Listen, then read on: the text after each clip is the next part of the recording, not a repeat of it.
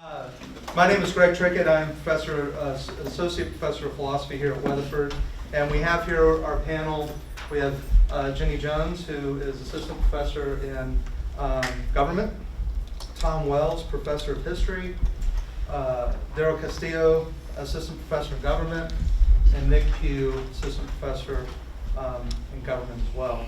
So thank you guys for being part of our panel. I'm going to start off with some questions, and periodically we may field some questions from you guys. I ask that when we do, you keep your question a question. When I ask if you have questions, I'm not asking you to join the panel, right? I'm asking for you to give a question for the panel to consider. So we'll keep it to just a minute or two for you to get your question out for the panel to consider. Okay, you guys ready? All right, so identity politics could be defined as when people prioritize issues and concerns relative to their specific religious, racial, ethnic, sexual, or other identity, and form alliances with other similarly identified individuals for political purposes or to affect policy, something like that. Oftentimes, this is seen as these alliances being disenfranchised or marginal groups relative to the broader population. So, first question is, do you generally agree with that definition? Would you clean it up anyway? Would you add to it, take away from it? What do you think about the definitions we have there? I wrote it. Maybe unnecessarily. And I fixed it. May seem unnecessarily complex. Okay. The way it's worded. I think what people see is people lining up politically because based on that their politics should be determined by what we might call their demographic descriptors. We start with political scientists analyzing voting patterns, breaking down the population by age categories, gender, income, education level, and all that. Short step from there to trying to regiment people who fit certain definitions into a certain mold. That's the way I see it. Let me take that. Same thing. Let me take that a step further. Okay. So if that is the case, right? The very fact that we are asking questions about identity politics and that identity politics is being practiced, particularly those from the left. It actually promotes the very things that they say they're against. I mean, if you're practicing identity politics, you're actually promoting racism. You're actually promoting homophobia. You're actually promoting sexism. I mean, that's the other side of the same coin. If you're going to segregate yourself politically on identity politics, whatever that identity is based on, you're actually promoting that which you are trying to combat. Especially with people of certain groups, it's as if they're only allowed to take certain political positions. If they stray from that, the hammer will fall. Yes, so it doesn't recognize the differences within these groups, that not all Hispanics think alike, not all women think alike, whatever the group is, not everybody in that group thinks alike.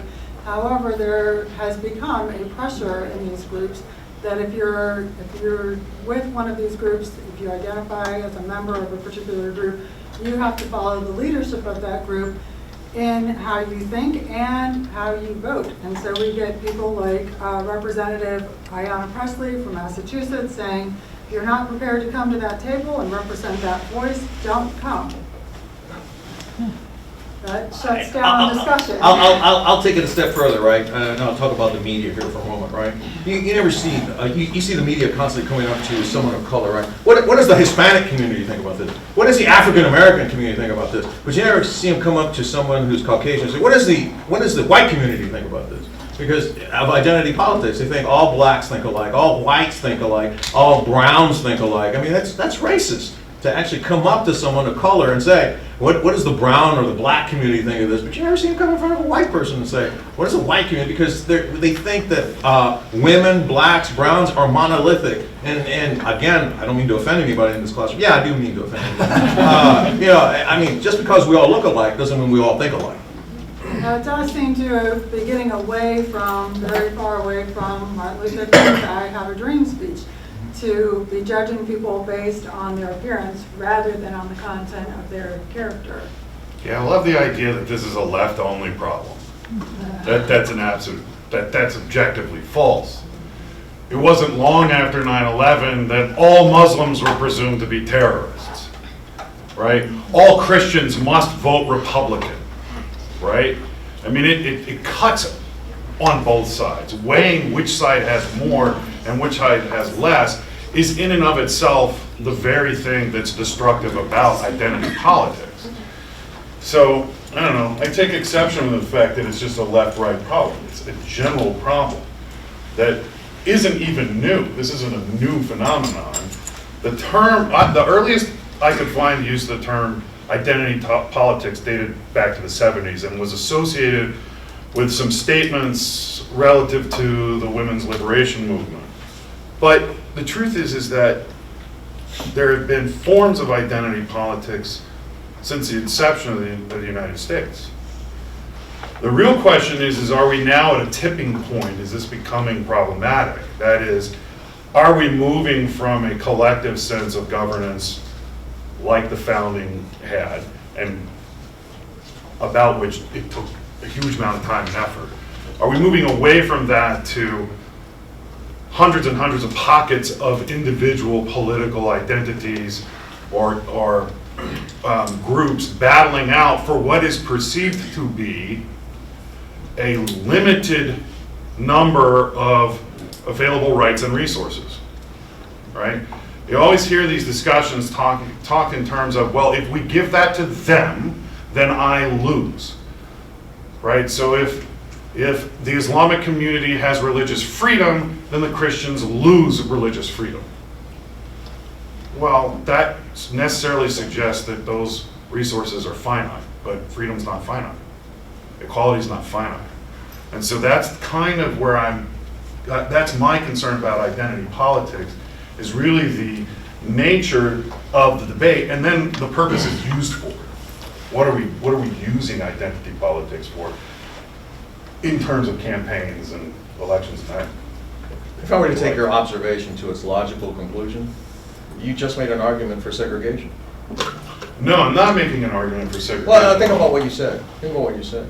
You know, there is a finite number of resources. There's a finite number of. Well, I'm arguing there's not a finite. Okay, but you said there's a perception of that. Yes. And perception is reality. But if there is a perception of that, then the good old days of black-only facilities and black-only neighborhoods in Brown, where my mother grew up in, God rest her soul, brown-only facilities in South Texas and white-only facilities, then not everybody was competing for an equal slice of a very limited pie, and that's what kept order in society, political order as well. So And everybody is clear, including the internet, I am not advocating for segregation. No. That's a massive mischaracterization. No, but what I'm saying is, I mean, you know, one could get to that point where it's saying that those days of segregation where not everybody was arguing for the same slice of the pie, gave stability politically as well to our society. But now that we have so much multiculturalism, is that a dirty word? That everybody's now competing for the same slice of the pie, their slice of the pie, and there's not really there's not enough to go around, or a perception that there's not enough to go around. I didn't live through the 1950s or the Jim Crow era, but my guess is that the perception that was political stability is nonsense. Well, it depends on which side of the fence you're on. So I got to follow up on some of that. So given kind of your discussion here about what identity politics is, how is this different from current, just general political, well, it's not general, but from current political identity? I'm a Republican, and not just a Republican, but a Tea Party Republican, or pick your whatever, or I'm a Democrat, or I'm a progressive Democrat, or I'm a, whatever. And how's it different from those distinctions, or from just, vocal lobbyist in particular, right? So I am a member of the NRA, or I'm a member of the ACLU, or I'm a member of whatever, pick your organization.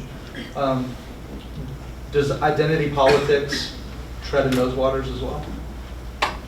I don't know that those are identities in the same way as a racial or ethnic identity would be. gender. They cut across. Yeah, all right. So what's the difference, I'm guessing? I'm asking. I would say it unites people based on principles and ideas rather than dividing people based by religion or by gender or by race or ethnicity. I disagree. I think it is in fact very closely related to identity politics, and as much as you see that this is very true from both sides, left and right now, it's our tribe and they are out to get us. And that cuts in both directions, and it's become the norm now in campaign to tell you this is the most important election ever. This has been the most important election literally as long as I can remember hearing about elections. Every year it's the most, or every cycle it's the most important election. That said, to continue what seems to be the important message, if we don't get this, we lose, and they, the bad people, whomever they are, win. And I think that's directly tied.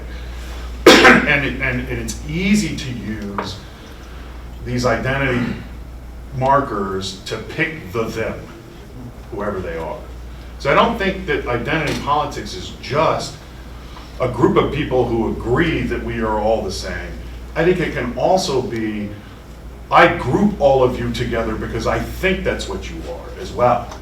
And particularly if grouping you together to diminish you collectively benefits me, then I'm definitely. Here we go. I think that's a bit more. Look at him wind up. I think that's a bit more in theory than in practice. I'm going to jump ahead here to one of the other questions. Thinking about voting identity politics as far as thinking, pushing for a particular issue.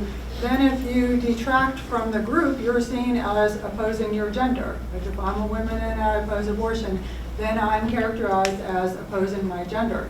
So in theory, yes, but in practice where it's gone seems to be far from that. I'm not so sure if I can jump in with a follow-up on your point.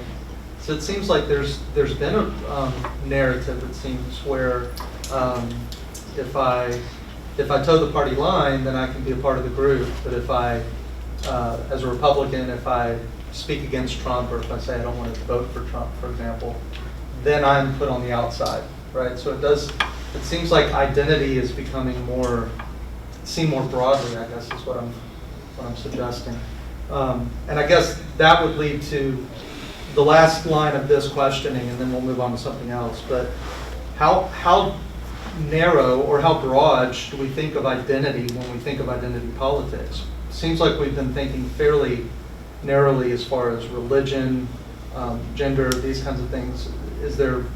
Are there broader implications for identity politics, or should it just be kept in these narrow places? Does that make sense? No, nationalism is a form of macro. If you're looking at it from a macro perspective, nationalism is a form of identity politics. Right. Or we right after 9/11, some of these students weren't born yet, but right after 9/11, in 2001, hey, everybody comes together, everybody's an American because, we identify on a national level, and nationalism, patriotism, nationalism, it comes to the forefront. So, Do you think that would happen again?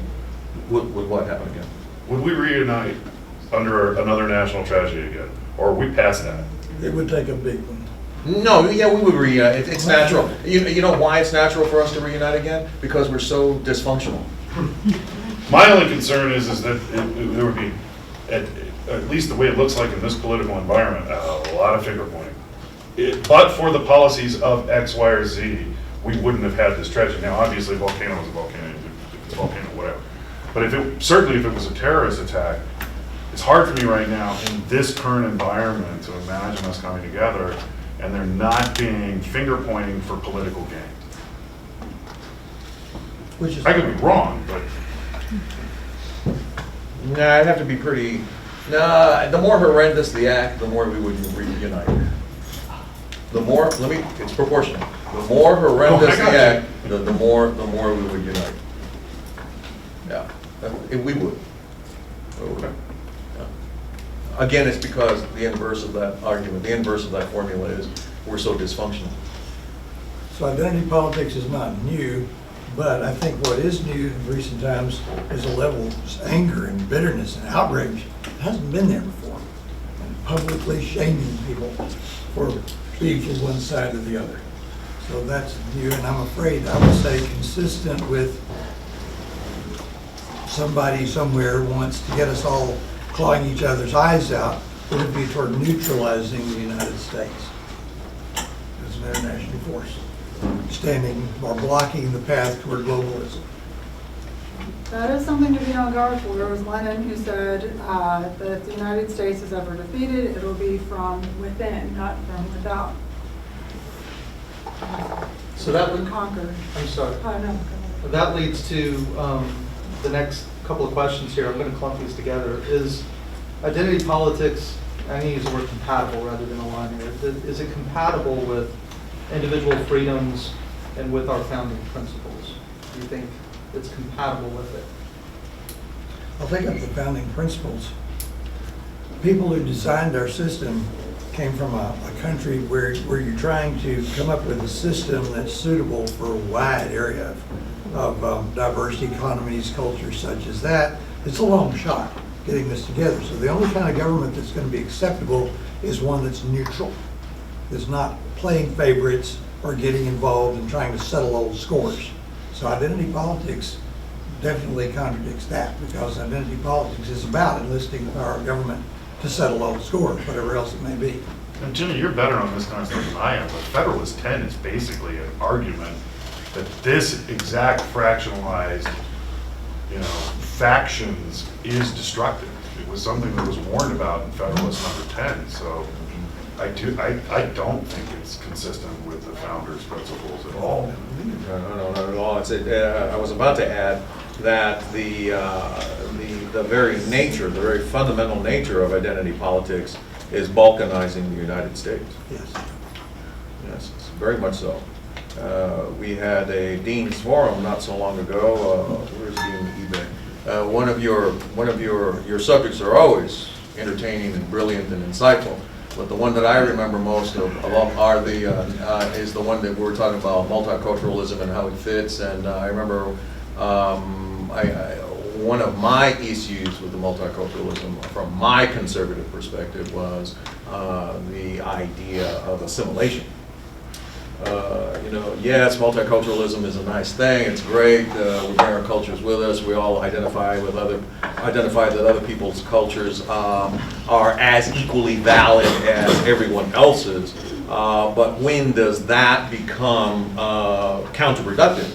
When does that become the balkanization of our very society? I mean, I understand that there are some of us in this classroom that are multilingual. I understand that, but we do speak English. As a conservative, it runs against my grain to have ballots, bilingual ballots, and when it comes to voting, bilingual official documents that. Any particular language that bothers you? No, as long as it's in English. I think if I were conservative, I would be pretty worried about that too, particularly considering that the conservative voice for 30, 40 years has been arguably anti-immigrant. And so I might be a little worried about that. Arguably anti-illegal immigrant. So let's be very specific. I believe that this is a country of immigrants. That my ancestors immigrated to this country. I believe fully that we should have our borders open to legal immigration. But I will not play the Orwellian game and call them undocumented. They are in this country, regardless of where they're from, illegally. At our invitation to do the work we don't want to do. But it doesn't matter. They're still breaking laws coming to this country illegally, okay? They already broke a law. Even if they're being invited? Who's inviting them?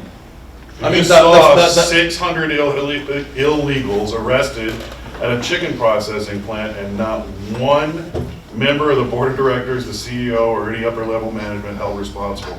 And it is absolutely outside the bounds of any rational thinking to think no one knew they were illegal. And not one of those people has been prosecuted. So the perception is, we will make the money off your back, now get out. We invite them here to do that work. A substantial portion of our economy is based on that. And if I were conservative and having invited people to work here, I'm obviously painting with a big brush here. Yeah. But if you invite people to do work that you don't want to do yourself, and then at the same time tell them to get out, I'd be damn worried about how they voted too. No, that's a good one. Because if Democrats thought that immigrants here, whether they're here illegally or not, were going to vote Republican, they'd have built that wall yesterday. Maybe. Well, Maybe. getting back to legal immigration, I think it is noteworthy that there are at least 5 immigrant groups that perform better. And when I say perform better, we're talking they earn on average more than the average white person does. This would be Jews, who really who are a separate ethnic group. Jews, Asians as far as Japanese and Chinese, and then also certain black groups, Nigerians and blacks that immigrated here from the West Indies, all earn more on average than the average white person. So clearly, some immigrants don't think this is an oppressive system. No, I agree. I agree. Okay, so, and we'll turn it, you guys think about some questions if you want. We're gonna turn it out there here in a few minutes, but I'm gonna continue on with some of these questions here. So is there, and I'm getting to these next questions that we have here, but I want to get to it this way. Is there, so are we saying then that it feels like we're saying that identity politics is inherently necessarily a bad thing? What it feels like we're kind of getting to. If this is the case, how should my personal identity, right? Because we all have identities. We all identify as something or other, identify gender-wise, religion-wise, right? How should that factor into my political and public life? Should I disregard those tribal groups that I'm a part of? Should I dismiss them when it comes to my entering the political sphere? Should I acknowledge it, be upfront about it? What is the place for thinking about this in public life? I worry that on both sides, left and right, that people are getting tricked into thinking that their identity is the single factor by whatever identity they may align is the single factor by which they should engage in government. And the truth is I don't ever really recall my grandfather talking about his identity tied to how he voted. He just voted, and he had his beliefs, whatever they were, and he practiced his political beliefs in his day-to-day life, but it wasn't an external representation of who he thought he was, to the point where if somebody was critical of a particular political point of view, he felt personally assailed. So what area of the country did your grandfather live? He was born and grew up in and around Baton Rouge, and then after World War II and after he got out of the service, they lived in Waco. Okay, so you mean to tell me your grandfather was unaware of yellow dog Democrats? No. So no matter what, even if it's a yellow dog, I'm going to vote Democrat? Isn't that tribal? No, you're missing my point. I'm saying, I don't recall my grandfather saying, I am a whatever he was, and then making that the central focus of his identity. That seems like a new thing to me. People would say to you, I am a Republican, and it is as important or I am a Democrat, and it's as important a characteristic as any of the other identifiers that may make up the sum total of that person. I don't recall my grandfather doing that. And I don't know if that's generational. Well, I mean this as a compliment. Your grandfather was a better man than most people living in those days. Because most people living in those days would say, I'm a yellow dog Democrat, and I don't care if that's a yellow dog, I'm going to vote Democrat. There was a time and a day when this state was overwhelmingly Democrat, okay? And people would vote the straight party ticket, just as they're voting the straight Republican ticket now, back in the day. And that tribalism was very, very, correct me if I'm wrong, you're the historian here, okay? I mean, there were yellow dog Democrats, okay? But was a personal identifier of how I vote really a constant external expression of who these people were in their day-to-day lives? I'm asking the historians here. I don't know. That's a fair answer. That's a fair answer. Well, and addressing the other part of your question, I would say that It's one thing to celebrate your heritage, to celebrate your culture. It's another thing to use the power of government to get favor for that at the expense of the taxpayers. So that's something to guard against. Let me be the devil's advocate here for a moment. Okay? So why is it okay, and this really chaps me, it really does. I'm going to practice identity politics right now. On a personal level, this really chaps me, okay? Why is it okay? Why is it okay for St. Patrick's Day for everybody to wave their Irish flag, wave green, say, I'm Irish, you say, I'm Irish, I'm Irish, I'm Irish. But if Mexican Americans wave the Mexican flag here at some rally in Texas, you see that? See those aliens here? The alien element among us? What's the difference? That's a good question, but I would say a lot of the people celebrating St. Patrick's Day aren't celebrating St. Patrick, they're celebrating drinking beer.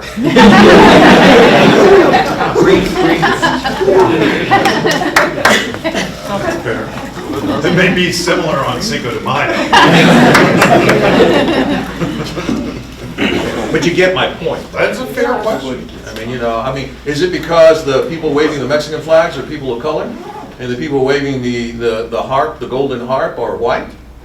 Could that possibly be the difference? I mean, Part of it might be the difference that the Irish also pursued political influence, whereas Mexican Americans may not have pursued it to the degree that the Irish once did.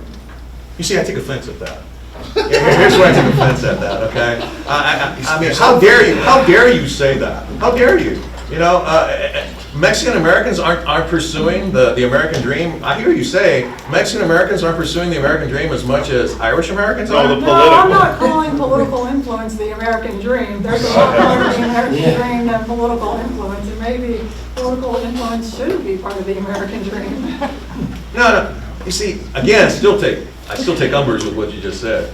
Because, you know, to say that Mexican Americans aren't pursuing the same path that Irish Americans were pursuing as an oppressed minority, that's ludicrous. We're pursuing that. I mean, we're fighting every day for that. In fact, we're second-class citizens every day. I don't know about you, but I've been pulled over because I was driving while brown. I have not. I generally get pulled over for speeding.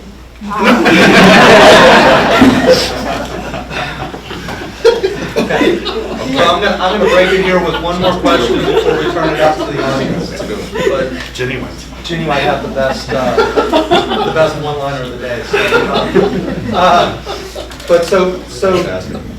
We'll end this half hour with this question, and then if you guys have some questions, we'll take some questions from the audience.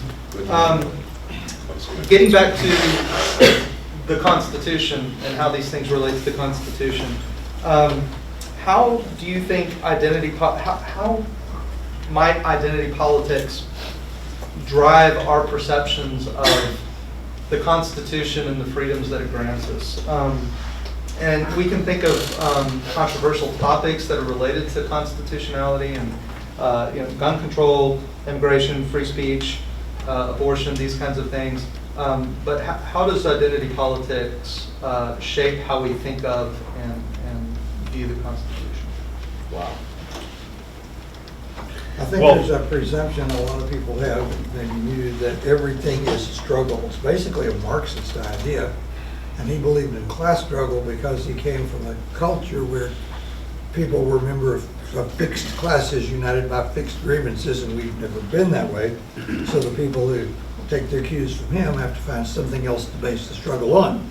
And so identity will work as well.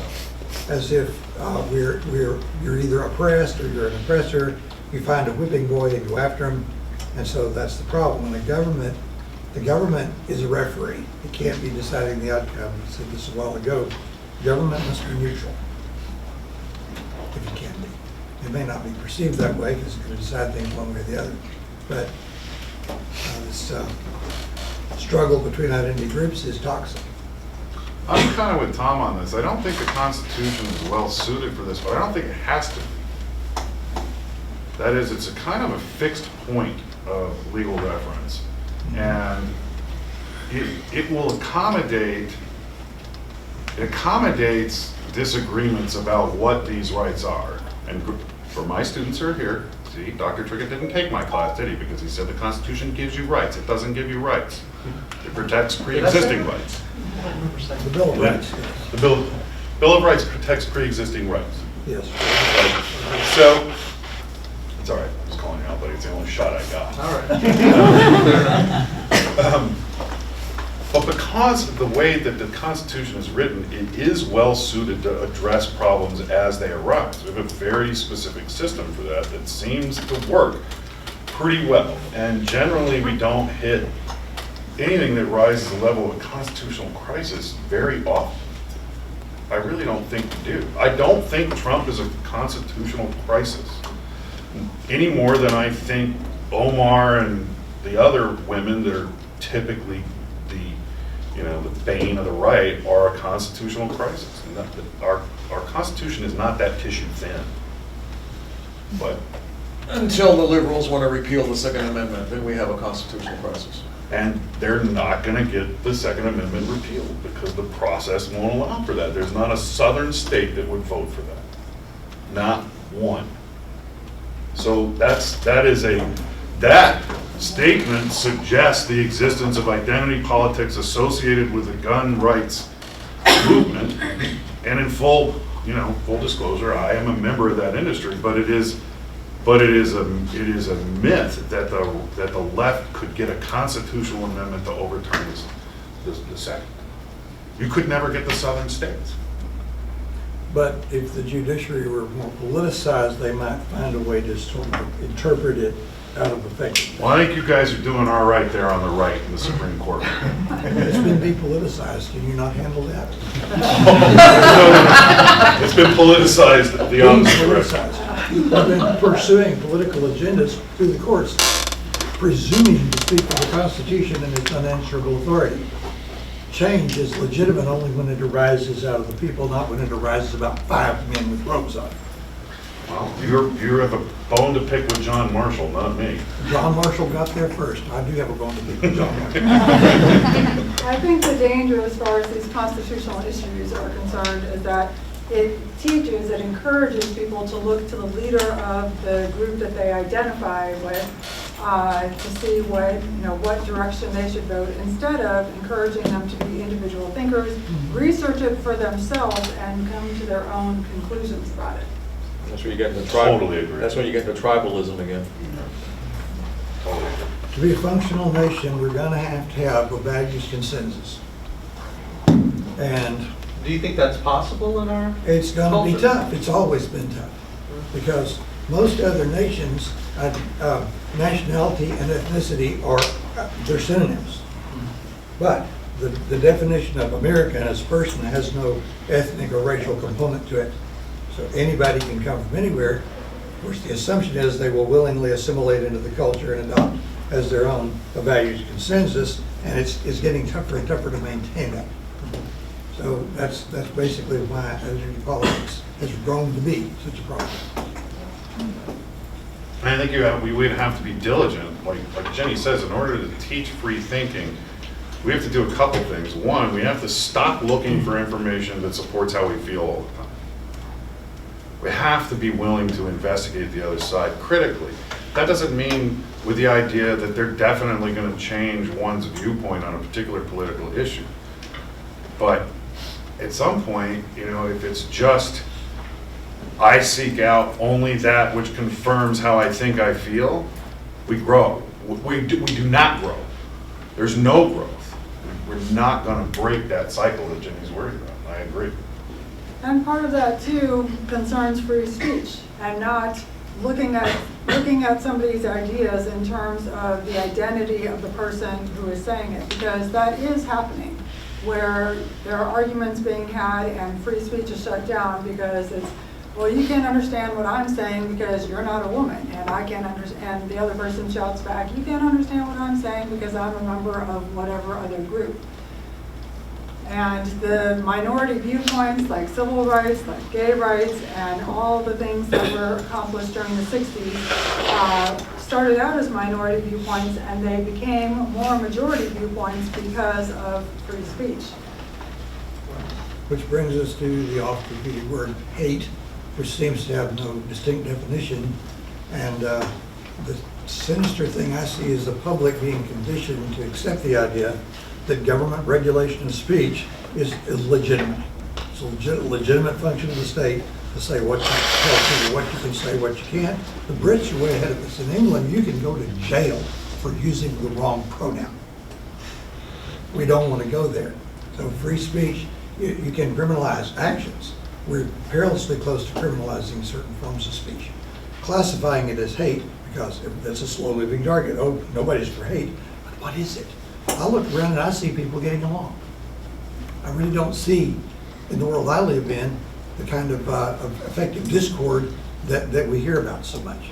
So, Is that because you're white? if you want a better country. And in Weatherford? And in Weatherford? I am. Or Brandbury, wherever. But is that why you see no discord?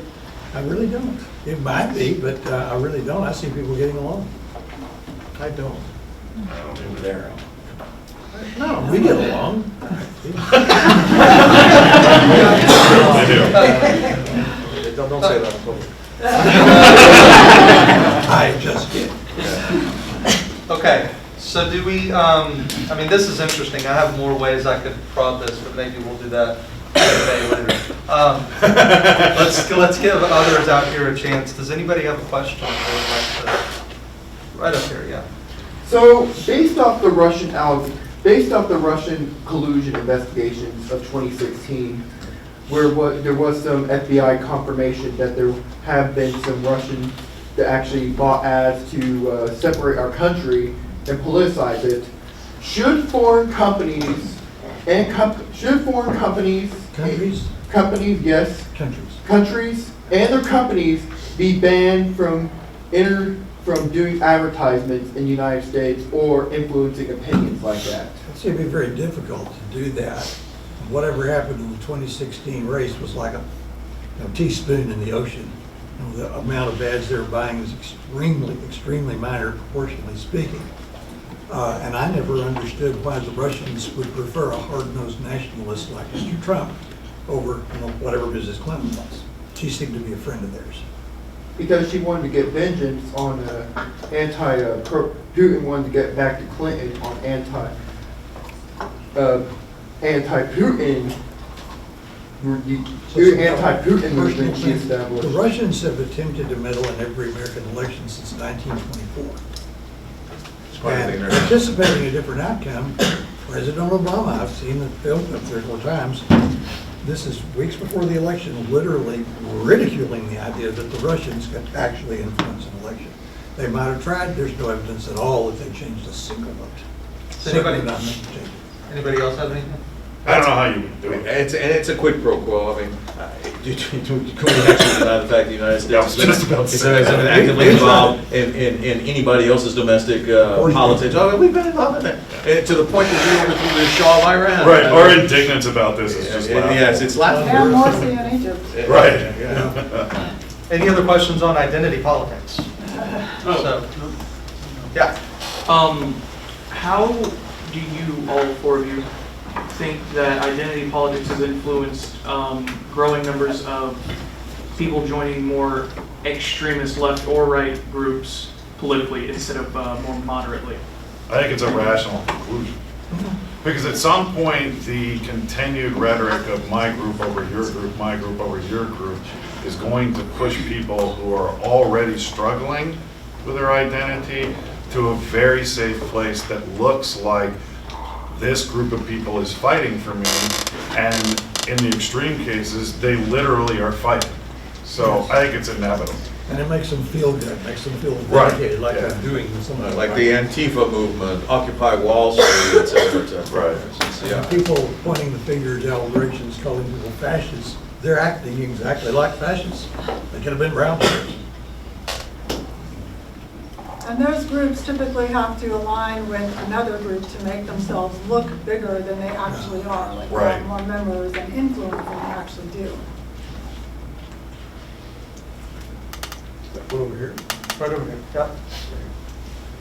What do you think about the proposition that the Constitution was conceived in identity politics. Oh, to be sure, to be sure. And they never. The Constitution, sir, with all due respect, the Constitution, like the Bible, the Constitution, like the Koran, it was written by men, for men.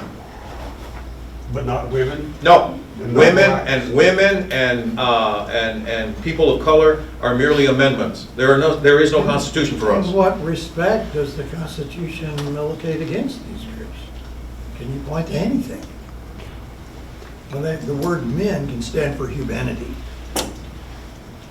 It's not necessarily always gender specific. I respectfully disagree. It's yanked out of the historical. Yeah, I respectfully disagree with that observation. It's just, It could come to mean that, right? it could come to mean. It could that. come to mean It that. could come, but it did not mean that. Right. You had to be male, white, and a property owner, Right. okay? And again, the Constitution is written by men, for men.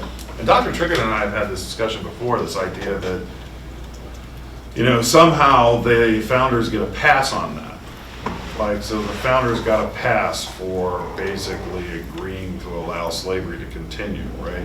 That we are prohibited from pointing out the immorality of that. If I understood you correctly, I think we can in fact say that was immoral behavior. So I tend to go with Darrell on this. I think that in this context, the Constitution is very clearly written for, or taken in the right context, white landowning men. But it's not that. Yes? Dr. T. I have a question about the influence of social media upon, what do they think is the influence of social media upon this identity politics? It has, social media has accelerated politics. You know, there was a time, well, for instance, in the Kennedy administration, they'd be waiting for the newspapers to come out along in the West Coast as the time would change, right? Now media coverage of anything is 24/7. It's absolutely immediate. There is no, it's accelerated politics. It's accelerated opinion to the point that the President of the United States can circumvent the media and go directly to you and me, the American people. I do not think that that technological development has been an improvement on the political process in the United States. In fact, it's intensified identity politics. I agree. Social media, the real problem with social media is people will say something on social media that they would never say to somebody's face for fear of getting punched in the throat. Right? And that anonymity, Yeah. even if you know the person's name, the anonymity of distance lets people just be cruel. And I think that exacerbates the identity politics. And that's the natural goodness of the human race. Right. Not only that, the whole structure is to show you posts similar to those you interacted with. Yeah, that's right. So it only shows you similar thinking posts, not opposing viewpoints.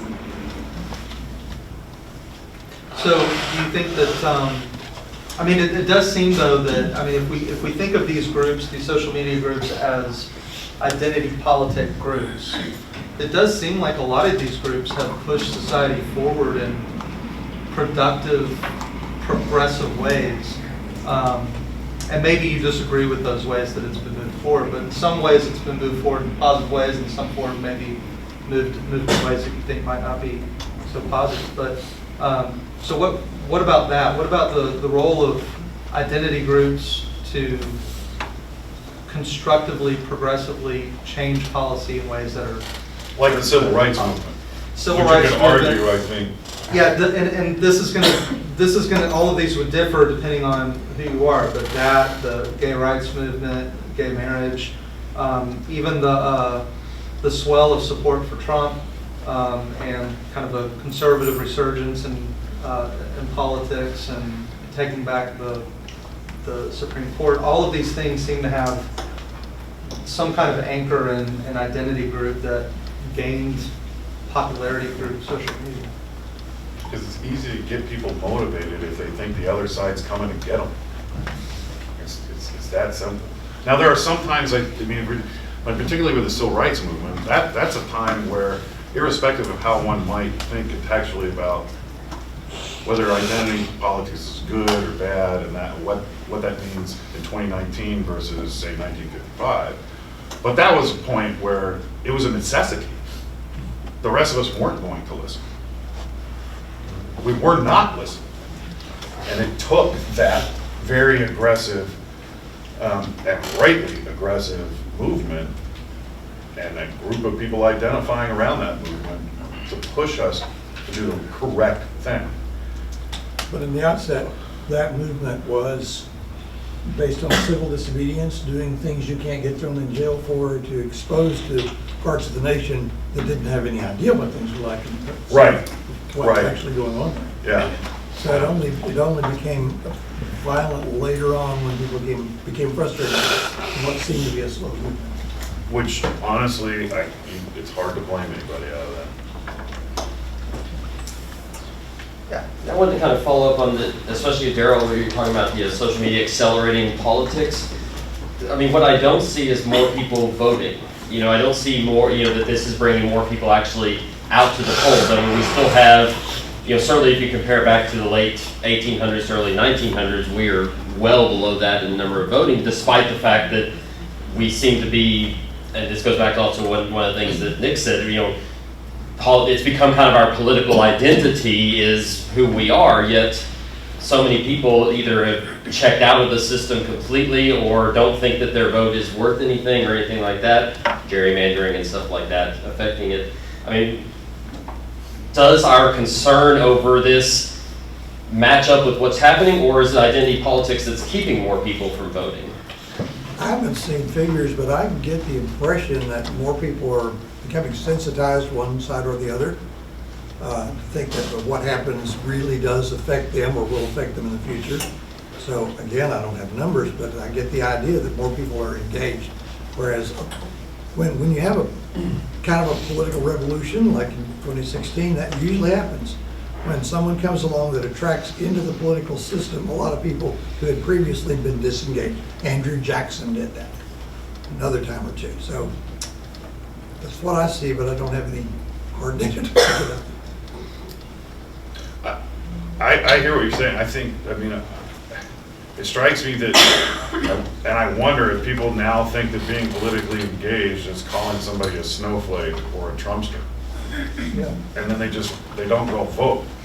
I mean, I know And when in we talk Texas- politics in my class, you know, and the majority of the students that I talk to, we have an election go by and most of them didn't even know an election was happening unless it was the presidential election, but they didn't even know if the election was happening, had no idea who the people were or anything like that, and if they do go and vote, it's because there's an R or a D next to the name is the only thing that they have to even, you know, make a decision on. But I bet if you ask those same students what common, you know, big ticket issues are in the United States politically, they can list them all off. Bam, bam, bam. So maybe it's elevating a certain kind of political engagement, but not. But not Not- vote. But not another kind, yeah. May not be Yeah. effective. I don't Yeah, which is know. It may be too early to know. Interesting Yeah. problem. Yeah. Anybody else on that one? Well, that's a scary proposition, you know, I'm more afraid of an uninformed vote than not voting. I just close my eyes and push buttons. Julie? Okay, building on what Jenny said, the thought that we will be defeated from within and without, and of course that since 1924 the Russians have attempted to interfere in one way or the other, and the biggest difference that we saw in 2016 is social media and an acceleration of what I call social bubbles. What would you say is then, and this is the term that they used in reference to the Russians, of weaponizing information, particularly false information, and where we're no longer discussing what's the right course of action given these set of circumstances. We don't even agree what the circumstances are because we're so much fighting against misinformation. So what is the role of this weaponized information in identity politics and actually what we call interfering with elections? Its objective is to sow discord. There's a difference between misinformation and disinformation. Yeah. And so the objective is to sow discord. Yeah, but it's a political consumer's own damn fault. Because it Right. takes about a second and a half. I mean, while it is true that the internet can be a tool for disinformation, it also is the sum total of human knowledge at the speed of light. So before posting a meme that, you know, so-and-so, you know, was sworn into office with their hand on the Quran because they're loyal to the Quran, actually look it up and see if that occurred. That, and for reasons that are still escaping me, that phenomenon is, and I'm not calling anybody out here who's a baby boomer that I know personally, but it does seem to be almost generational. It's very prominent in the baby boomer generation right now, to the order of close to 7 times more likely than anyone else to post something that's fake, because they didn't bother to go find out. They're the most educated generation in American history, and they won't take 5 minutes to find out whether it is in fact true that there wasn't an American flag on the Democratic debate stage. And so it's easy to manipulate that. If you want to sow disinformation and it's obvious that nobody's checking their facts, that's a breeding ground for disaster. Would you say it's the playing field is now no longer level, depending on who can sow more disinformation? It'll get level because my students that fall into the often maligned millennial group, they check their facts. That's what I think. Because I think my generation is getting disengaged because we are so frustrated with.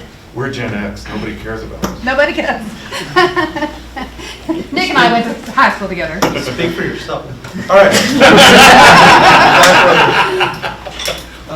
Mentioned earlier that like another 9/11, it might bring us together. Do you think there's anything that might bring us apart as a nation? Did y'all hear that? Yeah. Well, how much more apart do you want us to be? I mean, I'm trying to imagine how much more apart we could be right now. It's 50-50. Part of the definition here is commonly associated with a sense of suppression. Yeah. And Everybody thinks they're being suppressed. yeah, this came about in the 1970s. It was Saul Alinsky, the Rules for Radicals, who wrote that book. And one of the tactics, one of the strategies is you find an area of division within a society, you find a wound, and you don't let it heal. You keep reminding people of what divides them rather than what unites them. Anything else? Okay, so we've got about 5 minutes left here. So in that last bit of time, I want to pose this last question to you guys, and if everybody could give their thoughts on this, that'd be great. What are, in your opinion, what are the probable long-term effects of identity politics on the strength of the Constitution?